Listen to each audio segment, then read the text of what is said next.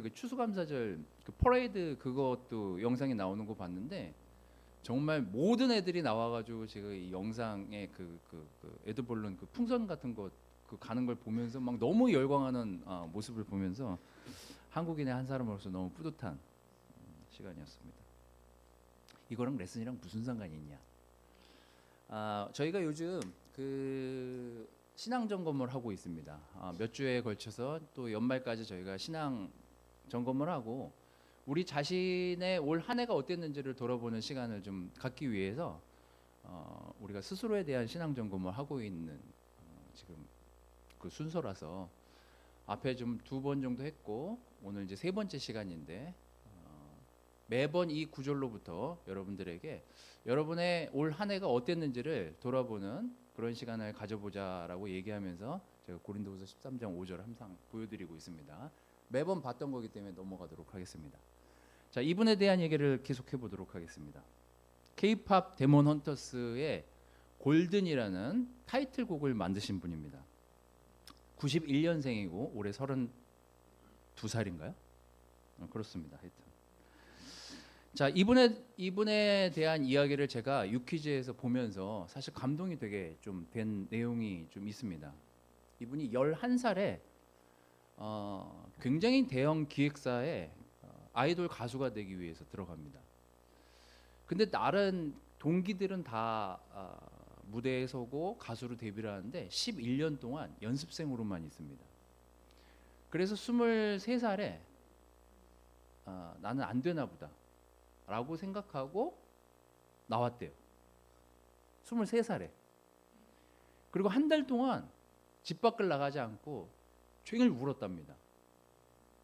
내 인생에서 청소년기를 이 가수가 되기 위해서 이렇게 많은 에너지와 시간을 쏟아부었는데 그 주변에 그 이분보다 늦게 들어와서 가수가 된 분들 중에 이분한테 한 얘기가 있대요. 그 아이돌 가수 중에 넌 언젠가 뭐가 될 거야.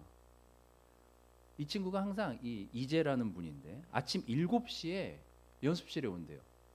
그리고 저녁 10시까지 11살 나이에 그걸 11년을 한 거예요. 근데 자기는 계속 연습생으로만 있고 나머지는 다 가수로 데뷔를 하는 거예요. 들으면 알만한 기획사입니다. 그리고 11년 동안 있다가 도저히 가수가 안 될 것 같은 생각이 들고 그 기획사랑 맞지 않으면서 23살의 나이에 이제 나는 안 되나 보다 라고 생각하고 나와요. 그리고 20대 중반쯤에 너무 음악이 좋은데 이게 가수로는 안 될 것 같고 해서 음악을 좀 만들어 볼까 하고 만든 게 좀 몇몇 그 이름들이 알려지면서 다시 그 원래 있었던 소속사 기획사에서 작곡가로 다시 들어가서 노래를 좀 만들기 시작하고 그리고 이번에 이 데몬 헌터스 그 커버곡으로 엄청난 인기를 얻게 되죠. 제가 또 이거 궁금해서 알아봤는데 그 빌보드 영국 차트랑 미국 차트에서 8주 동안 1위를 했거든요. 근데 한 주 정도 1위를 하면 한 50억 정도 번대요. 한 주 정도 1위를 하면. 자, 그러니까 양쪽에서 1위를 하고 그 다음에 이게 제가 좀 속쓰렸던 거는 이게 아니 무슨 생각을 하시는 거예요? 왜냐면 이게 넷플릭스가 돈을 다 가져가는 구조고 그 다음에 그 영화 배급사인 소니가 가져가는 구조였는데 이 음원은 저작권이 만든 사람한테 있대요. 그래갖고 이분이 이 저작권 다 가져가는 거예요. 그래갖고 추정하기는 지금까지 번 돈이 한 600억에서 800억 사이 돈이 될 거다라는 얘기를 제가 돈이 중요한 게 아니었다니까요. 남이 이 돈을 가져간 거에 대한 그 속쓰림이 있었다. 그런 얘기였어요. 오해하시면 안 돼요. 자, 오늘 여러분 신앙점검 3번째 시간인데요. 갈라디아서를 좀 보면서 우리의 좀 신앙을 좀 점검해 보는 시간을 갖도록 하겠습니다. 이게 오늘 팀도 오고 캠퍼스도 오고 한다 그래갖고 이게 뭔가 중간을 맞추기가 너무 어려워가지고 이게 항상 이럴 때 어려워요. 팀들을 재우지 말아야 되는데. 자, 첫 번째 시간은 제가 소유함에 대해서 여러분들하고 좀 말씀을 좀 나눴었고, 지난주에 회개함에 대해서, 회개라는 것이 어떤 것인지, 우리의 죄가 우리를 어떻게 힘들게 하고 우리가 그걸 어떻게 돌이켜내야 되는지에 대한 이야기들을 좀 했습니다. 오늘은 신앙의 실패감에 대한 이야기를 여러분하고 하려고 합니다. 제가 아까 그 이제에 대한 얘기를 했던 이유 중에 하나는 11살 나이부터 그 20살까지 뭘 알았겠어요, 그분이. 그냥 열심히 하면 가수가 될 거라고 생각하고 그냥 열심히 자기의 청소년기를 갈아서 음악을 너무 좋아하고 정말 자기가 꿈을 펼치고 싶어서 참으면서 그 시간을 보내왔는데, 지금 캠퍼스 같은 나이에 23살이면 지금 캠퍼스 졸업반 아니에요?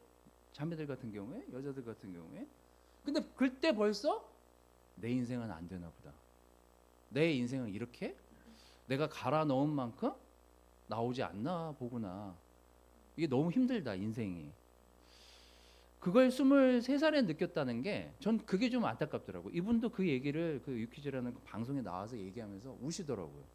자기가 지난날 그 시절에 너무 좌절감과 실패감에 휩싸여 있는 자기를 보면서 밖에 나가고 싶지 않았다고 그 얘기를 하는데, 눈물을 뚝뚝뚝뚝 흘리면서 얘기하는데 공감이 좀 되더라고요. 어쩌면 여러분 신앙도 마찬가지로 정말 내가 건강하고 영적으로 잘 살고 올바른 길을 살겠다라고 결정하고 이 신앙을 택하고 믿음을 가져가지만, 때로 우리는 흔들리고 좌절할 때가 있습니다. 나는 왜 이 믿음 안에 굳건히 서 있지 못할까? 나는 이 신앙을 왜 끝까지 잘 유지하지 못하는 마음으로 이 신앙생활을 할까? 라는 생각을 하면서 사실 이 믿음에 대해서 흔들릴 때가 많은 게 신앙생활이거든요. 여러분의 25년을 한번 돌아보십시오. 여러분은 정말 믿음 안에서 나는 정말 진짜 영적으로 잘 살았어. 그리고 손들라 그러면 우리 안 들잖아요. 겸손해가지고. 그래서 손들라고 하진 않겠습니다. 하지만 우리는 영적으로 잘 지내려고 하는데 꼭 연말쯤 되면 나는 왜 이렇게 흔들릴까? 나는 왜 이렇게 믿음에 이렇게 굳건함이 없을까? 라는 생각을 좀 하게 되는 시간들이 오는 것 같아요. 제가 그렇습니다. 제가 이제 지난주에 몇몇 형제들을 만나고 제가 한 얘기, 제가 분당에서 20년, 이제 내년이 20년 차입니다. 분당교회가 20주년이에요. 제가 여기 20년을 있었어요. 그래서 제가 그 형제들한테 그랬습니다. 너무 식상하지 않아요, 제가? 내가 나를 볼 때 식상한데 여러분들이 볼 때 저는 안 식상하십니까? 여러분은 어때요? 같이 20년이라 몰라요? 자, 신앙은 때때로 그 안에서 내가 믿음 생활을 잘 하고 있는 것 같지만 때로 우리를 굉장히 힘들게 하고 흔들리게 하는 경우들이 있거든요. 그게 꼭 내가 믿음을 잘 지키려고 나 스스로 노력을 잘 한다 하더라도 우리 수연 형제처럼 자식 때문에 힘들어지거나 아내 때문에 힘들어지거나 가족 때문에 힘들어지거나 여러 가지 신앙적 요소들이 우리의 믿음을 갉아먹고 우리의 믿음을 깎아내리고 이렇게 살고 있는 이 신앙생활이 맞나라고 스스로를 막 돌아보고 자책할 때가 있습니다. 저는 그런 우리의 신앙에 흔들림이 있을 때 과연 그 신앙의 실패감이나 좌절감을 우리는 어떻게 받아들여야 될까에 대한 이야기들을 여러분들하고 좀 해보려고 합니다. 이 바울은요, 갈라디아 교회를 세우고 나서 여러분들이 본 모든 서신서와 그 옥중 서신서를 이렇게 쭉 읽어보면 저는 제가 바울의 입장이면 굉장한 실패감이 올 만한 내용들이 엄청 많이 들려요. 여러분 고린도 교회를 보시거나 에베소 교회를 보시거나 이 교회들에게 쓴 편지를 보면 바울이 그 지역을 돌아다니면서 그 지역에 있는 사람들을 전도하고 세워서 교회가 만들어지거든요. 근데 지나가서 세울 때는 괜찮았는데 돌아오고 들으려오는 소식은 건강한 소식들이 아니에요. 야, 저 교회는 이런 일들이 있대. 이 교회는 이런 일들이 있대. 저기 어른들은 이것 때문에 싸운대. 저기 교회들은 이런 문제들 때문에 고통받고 있대. 근데 자기가 너무 거기 이 갈라디아 교회도 이분이 세우려고 세운 게 아니라 거기서 아파가지고 있다가 머무르게 되면서 세운 교회거든요. 근데 문제가 있다는 얘기를 전도를 하고 교회를 세우고 그 교회가 세워진 다음에 한참 돌아와가지고 교회가 잘 있겠지 하는 마음으로 그 교회를 위해서 기도하고 있는데 그 교회에서 연락이 와요. 바로 이런 내용입니다.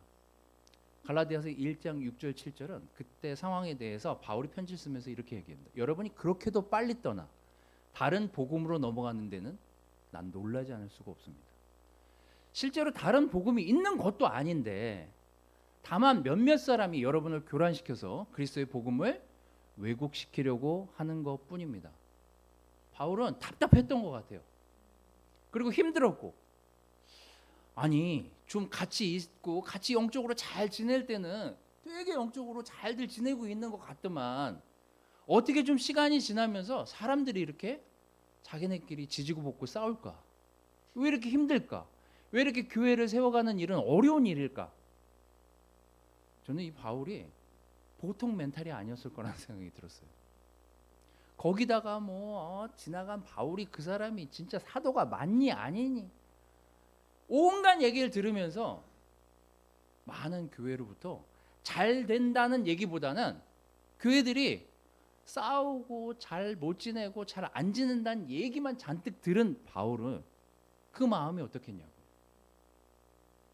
여러분들이 1년의 시간을 지나오면서 지금 11개월인데 여기 팀들은 지금 아직 공부하고 있고 또 직장 생활 하시는 분들도 있고 캠퍼스도 마찬가지로 미래를 위해서 막 준비하고 있고 결혼부들은 여전히 자식들 먹여 살리느라고 열심히 지금 일을 하고 계실 거고 진짜 모두가 바쁘게 이 11개월의 시간을 지나오셨을 거예요. 잘 생각해 보십시오.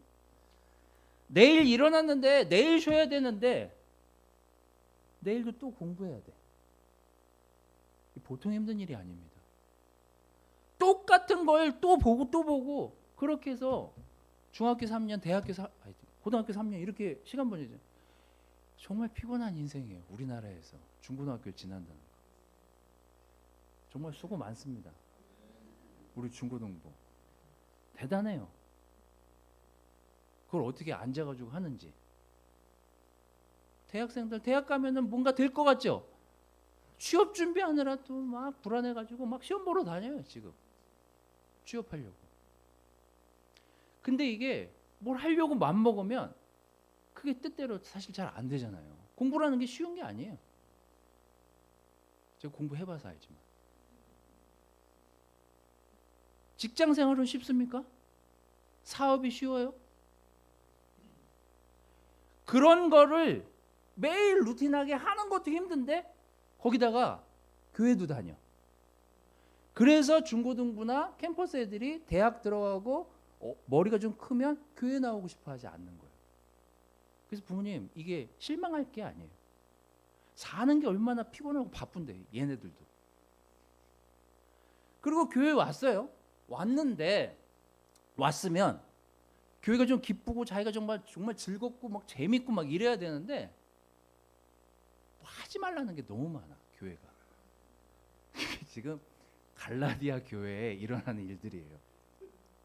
뭘 자꾸 하지 말래. 이 율법 교사들이 심어놓은 게 뭐냐면 자 이렇게 해야 구원받을 수 있어. 이렇게 지켜. 할례도 받아야 되고 율법도 지켜야 되고 이 법들을 쭉쭉쭉쭉 하고 이렇게 지켜야 너희들 신앙생활에 하나님 믿을 수 있어. 이거 구원의 조건이야. 이러고서는 교사들이 가르치니까 바울은 그렇게 안 가르친 것 같은데 라고 하면서 이걸 지키려다가 못 지키니까 교회에 못 있는 거예요. 이럴 바에야 차라리 나가야 되겠다. 그래서 얘네들이 교회를 안 나오기 시작하는 거예요. 그러면 뭐 부모님들은 어떻게 대가 계산하고 그 지키겠다고 다 했지만 난 대가 계산 한 적도 없는데 교회 나오면 자꾸 뭘 하지 말래. 그리고 부모님은 열심히 교회 나간다고 나보고 자꾸 큐티하래. 그래서 제가 저희 자식들, 저도 자녀가 둘이나 있는데 전 자녀를 잘 키웠다라고 생각하고 자부심을 가지고 있는 사람 중에 한 사람입니다.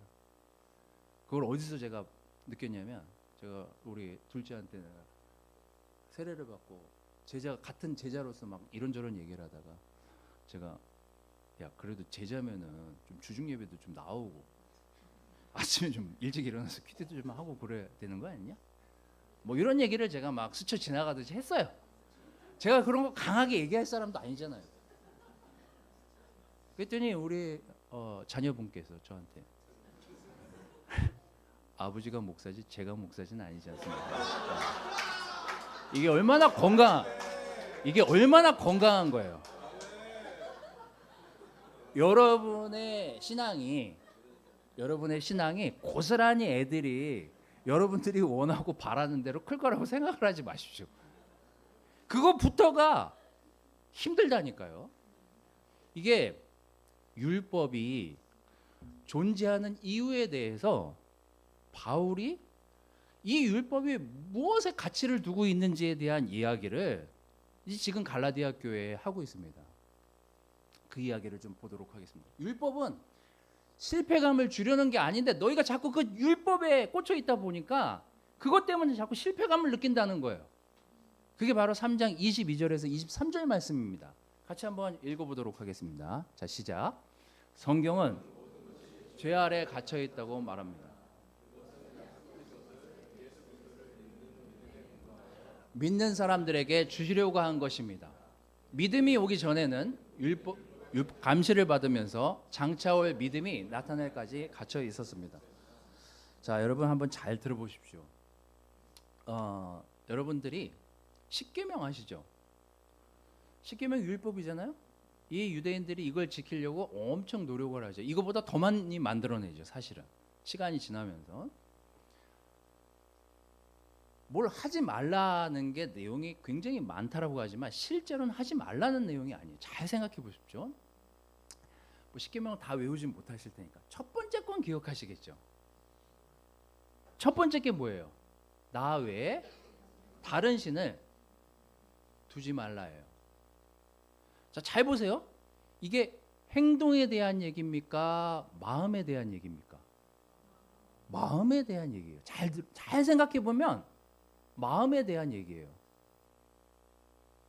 그죠? 맨 마지막 계명은 뭔지 알아요? 아세요? 바울이 그 율법에 대해서 설명하면서 이 계명을 언급합니다. 로마서 7장 7절을 보시면은요. 바울이 이런 얘기를 합니다. 율법이 죄예요? 그럴 수 없습니다. 그러나 율법에 비추어 보지 않았다면 나는 죄가 무엇인지, 굉장히 똑똑한 분입니다, 이분이. 난 죄가 무엇인지 알지 못하였을 것입니다. 율법에 탐내지 말아라. 이게 십계명 중에 제일 마지막이에요. 율법에 탐내지 말아라 하지 않았다면 나는 탐심이 무엇인지 알지 못했을 것입니다. 바울이 이렇게 얘기해요. 자, 바울이 십계명을 잘 지켰을까요? 안 지켰을까요? 자기가 볼 때는 유대인으로서 이거를 안 지킬 사항들이 아니거든요. 그런데 바울이 깨달은 게 뭐냐? 하지마가 아니라 그 하지 말라는 그 내용 안에 마음이 담겨 있는 거예요. 탐내지 말라는 그것은 뭐예요? 행동이에요? 마음이에요? 이것도 마음이거든요, 사실은. 그래서 바울이 얘기하려고 했던 건 갈라디아 사람들한테 얘기하려고 했던 게 뭐냐면 하지마. 그걸 그냥 삶에서 그걸 하지 않기 위해서 몸으로 막 애쓰고 노력하라. 그게 아니라 그걸 하려고 하는 네 마음이 왜 그런지를 봐라. 그래서 마음의 문제로 접근을 하고 있습니다. 자, 제가 좋아하는 구절입니다. 항상 제가 갈등하거나 죄의 문제나 난 도대체 왜 이럴까? 왜 벗어나질 못할까? 나는 왜 죄된 생각에서 자꾸 이 벗어나지 못할까? 라는 생각을 할 때마다 항상 이 구절을 읽는데 잘 곱씹어서 한번 여러분도 생각해 보십시오. 여러분은 어떤지. 로마서 7장 18절 19절에 이렇게 고백합니다. 나는 내 속에 곧 내 육신 속에 선한 것이 깃들여 있지 않다는 것을 압니다. 나는 선을 행하려는 의지는 있으나 그것을 실행하지는 않으니 말입니다. 나는 내가 원하는 선한 일은 하지 않고 도리어 원하지 않는 악한 일을 합니다. 어디에서요? 마음에서부터. 중요한 건 자꾸 우리는 보여지는 행동을 보고 하지마, 해, 이거 해야 돼, 저거 해야 돼 이렇게 제어하려고 하기 때문에 이것 때문에 교회 안에서도 엄청난 갈등이 생깁니다. 참 재밌게도 좋은 일 하려고 하는데 더 많이 싸워요. 왜 그런지 아세요? 교회에서 제일 많이 교만한 사람이 누구예요? 교회에서 제일 말 많은 사람이 누군지 아세요?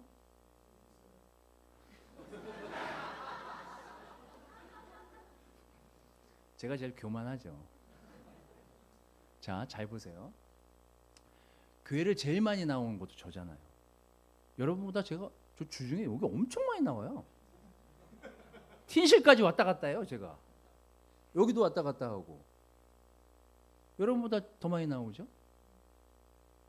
그래도 여러분보다 성경 보는 횟수나 시간은 여러분 나보다 더 많이 보는 사람들도 혹은 있을 수 있겠지만 보는 시간도 여러분보다 많아요. 자, 이제 이런 사람들의 문제가 뭐냐? 봤는데 민석이는 주중 예배도 안 와. 지금 잘 나오고 있어요. 김민석 형제는. 송도 인도하고. 이게 행동을 보는 순간요. 자꾸 그 행동의 문제를 삼는다니까요. 그래서 우리끼리 싸워요.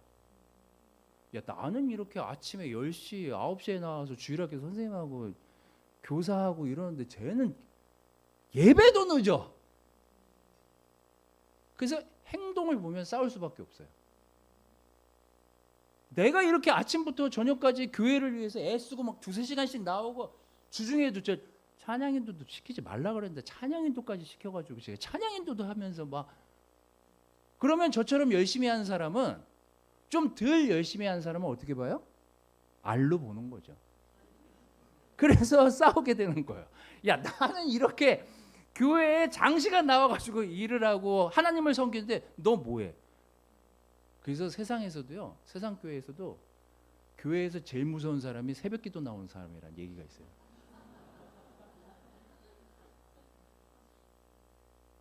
우리가 그래요.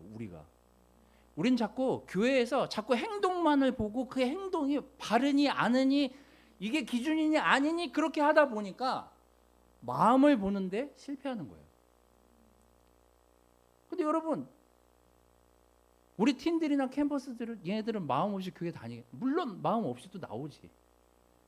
부모님들이 나와가지고 막 가자고 하니까 부모님을 사랑하는 마음으로, 존경하는 마음으로 나오기도 하죠. 온 마음으로 나오진 않는다니까요. 아니, 나오는 애들도 있겠죠.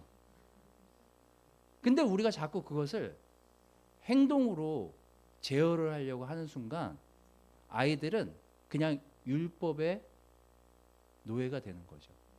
그걸로 크는 거예요. 교회는, 내가 아는 교회는 뭐가 하지 말라는 게 너무 많아.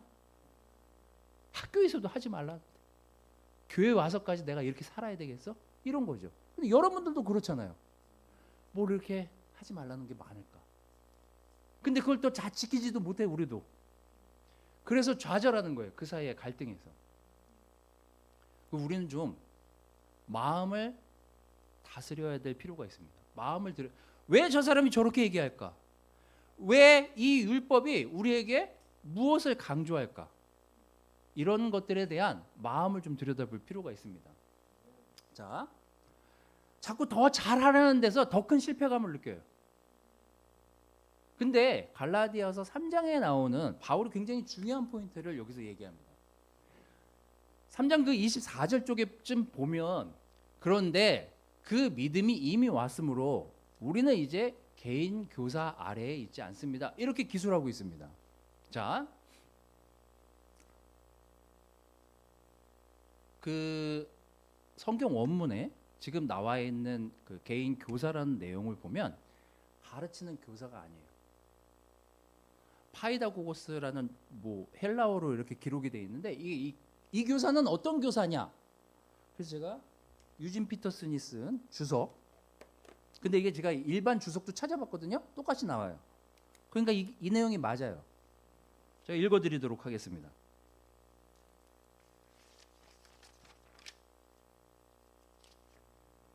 이거 쓰기 귀찮아가지고 또 제가 책을 가져왔어요. 그냥 감안하고 보십시오. 자, 율법은 그리스도께서 오실 때까지 우리의 파이다고고스, 지금 여기 나오는 가정교사 역할을 합니다. 이 용어는 바울이 활동할 당시에 그리스도의 그리스 문화를 반영하고 있습니다. 노예를 소유할 만큼 잘 사는 집안에서는 나이가 조금 있고 믿음직한 종을 택해서 6살 때부터 16살까지 아이들을 보살피는 일을 전담시킵니다. 이 가정교사는 아이들을 학교에 데려다주고 해코지를 당하거나 하는 일이 없도록 살펴주는 일을 합니다. 당시 가정교사는 정식 교사는 아니었습니다. 따라서 실제로 아이들을 가르치는 일에는 관여하지 않았습니다. 아이들을 안전하게 학교에 데리고 가서 교사에게 맡기면 그의 임무는 끝이 납니다. 율법이 하는 일이 바로 그런 일이라고 바울은 말합니다. 가정교사는 이 율법이 하는 역할이 바울은 이 갈라디아 교회에 어떻게 설명하고 있냐면 이 율법 교사는 가르치는 사람이 아니다. 이 율법은 이 사람들이 안전하게 하나님한테 갈 수 있도록 옆에서 동행하고 거기까지만 안내해주는 역할을 하는 게 율법이라는 거예요. 그래서 우리가 자꾸 율법에 노예가 되고 거기에서 자꾸 힘든 시간들을 겪게 되는 거예요. 그냥 율법이 우리를 안전하게 하나님께 가도록 돕는 역할이라고 이해하고 우리가 그 율법을 들여다봐야 되는데 자꾸 뭘 해야 되니 말아야 되니에 치중하다 보니까 이 율법이 우리를 가두는 것처럼 느껴지는 거죠.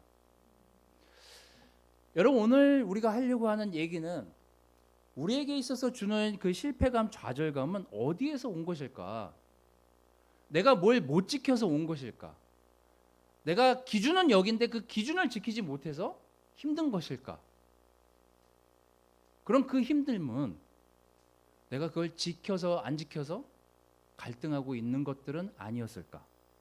한번 좀 생각해 보시는 시간을 가지시면 좋을 것 같습니다. 결국 바울이 말하려고 했던 이 갈라디아서 전체의 내용을 가만히 들여다보면 율법이 필요하긴 하지만 너희들을 하나님한테 안전하게 데려다주는 역할만 할 뿐 그게 네 인생의 전반을 좌우하진 않는다. 그래서 갈라디아서 3장 26절 27절은 이렇게 얘기하고 있습니다. 여러분은 모두 그 믿음으로 말미암아 그리스도 예수 안에서 하나님의 자녀들입니다. 여러분은 모두 세례를 받아 그리스도와 하나가 되고 그리스도를 옷으로 입은 사람들이기 때문입니다. 여러분, 이 말씀을 잘 기억해 두시고 여러분의 신앙도 점검해 보면서 여러분의 가족과 여러분의 주변을 한 번쯤 정리해 보시는 시간을 가지시기를 바랍니다. 때로는 쉬고 싶은 마음도 있고 실패감이 들 때도 있고 불안할 때가 있죠. 하지만 우리에겐 지금 필요한 건 은혜, 응원이 필요합니다. 그래서 여러분, 저는 아마 여러분 뭐 한 번쯤 다 들어보셨겠지만 우리가 어렸을 때는 우리가 가장 어른들이 우리에게 선호했던 동화는 개미와 배짱이였어요. 개미와 배짱이를 잘 봐라. 개미 얼마나 열심히 일하니. 근데 지금 바뀌었어요. 배짱이가 노래 한 곡으로 지금 수백억씩 벌어요. 개미처럼 일해가지고 그렇게 못한다니까요. 근데 그래서 교회도 전 바뀌어야 된다고 생각합니다.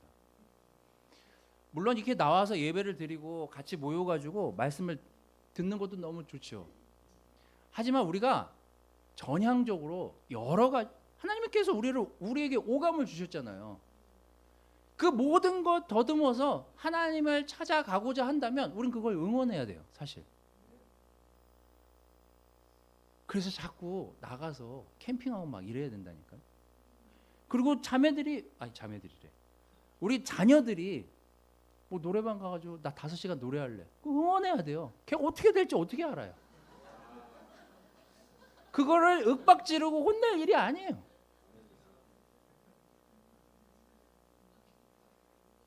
게임을 오래 한다? 그것도 응원해 주세요. 너 참 잘한다. 그걸 악용하지 말고 우리 틴들은 우리는 다듬어져 가는 과정이지 다듬어지지 않은 상태입니다. 어른들도 마찬가지예요. 여러분 다 다듬어졌습니까? 프리틴, 틴, 캠퍼스 우리가 열심히 우리가 가지고 있는 신앙들의 유산을 나눠주려고 노력은 하죠. 어른으로서. 하지만 그 모든 것들을 해라 하지 마라로 분류할 수는 없습니다. 율법은 이렇게 하면 하나님이 싫어하시겠구나, 힘들어하시겠구나 그 마음을 느끼도록 돕는 게 율법이지 자꾸 우리가 평면적으로 뭘 하지 마로 아이들을 규정하기 시작한다면 점점 이 교회의 허들은 높아져가지고 아이들이 더 이상 나는 저기 기준에 못 따라가, 난 그냥 세상으로 갈래, 이렇게 되는 거죠. 여러분 우리가 더 젊어지고 더 젊은 친구들이 나와서 교회의 미래라고 얘기하고 나와서 우리가 함께 예배를 드리는 이 공간으로 창출해내기 위해서는 바울이 얘기한 그 핵심을 우리가 잘 이해했으면 좋겠습니다. 율법이 필요 없다가 아니에요. 율법은 우리를 잘 하나님께로 인도해주는 도구에 불과하다는 거. 하지만 그 도구를 마치 지켜야 하는 것처럼, 물론 당연히 지켜야 되기도 하겠지만 지켜야 되는 것만으로 구원을 받는 것처럼 착각해서는 안 된다. 저는 그래서 이렇게 좀 정리를 하고 싶습니다. 올 한 해 여러분에게 신앙에 대해서 실패감이나 좌절감이 있었다면 한번 이런 생각을 해보십시오. 가끔 우리는 신앙에 실패감이나 좌절감이나 믿음이 흔들릴 때가 존재합니다. 매일 잘 지내는 형제자매는 없어요. 매일 영적으로 저 고조의 끝에 다달라 있는 그런 신앙에는 전 없다고 봅니다. 자, 그렇다면 율법은 우리가 하나님께 가도록 돕는 도구라는 사실을 기억하고, 하나님이 이 율법을 왜 주셨을까? 내 마음이 이 율법에 어떻게 반응해야 될까를 생각해 보는 시간을 가지십시오. 저는 하나님 앞에서 실패하는 신앙은 없다고 생각합니다. 그분의 은혜를 완전히 이해할 때는 율법도 그 어떤 것도 우리에게 필요하지 않습니다.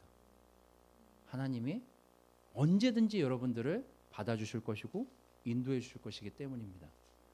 우리가 그 예수님을 믿는 것에 대한 안정감이 있어야죠. 예수님을 그 믿는 것에 대한 감사함만 있어야죠. 그래서 여러분 이 한 해가 다 가기 전에 우리의 신앙을 돌아보면서 만약에 신앙심이 내가 낮아진 것 같아, 뭘 기준을 못 지킨 것 같아, 만약에 이랬다면 내가 오늘 하나님이 율법을 왜 주셨고 내 신앙을 오늘 어떻게 돌아보고 앞으로 나아가야 되는지 다시금 결정하고 내년의 계획을 잘 세워서 하나님과 같이 걸을 수 있는 많은 프로그램들을 여러분 스스로 만들어서 좋은 교제로서 한 해를 마감하시는 여러분들이 되시기를 바라겠습니다. 말씀 마치도록 하겠습니다.